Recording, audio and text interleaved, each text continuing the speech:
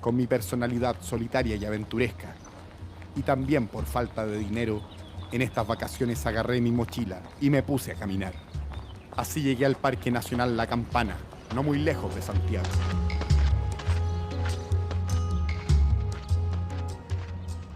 Instalé mi campamento para poder descansar. Mi relajo no duraría mucho. Si vienes acá, deberías escuchar los sonidos de la naturaleza. ¿Qué se mete, vieja Oh, mil disculpas. Juan Carlos Boye para servirle. Me llamo Amapola Polar, soy su vecina del camping y espero que no tengamos más problemas de convivencia. Dalo por hecho.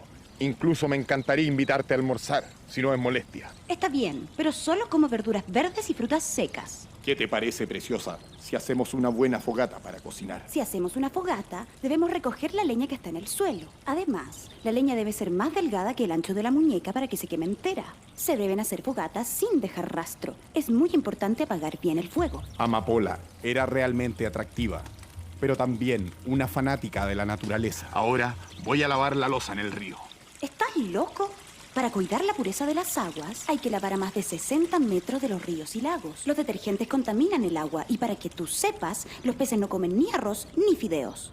Está bien, mejor lavo después. ¿Y tú quién eres? Soy el zorro buena onda. Fuera. Buena onda.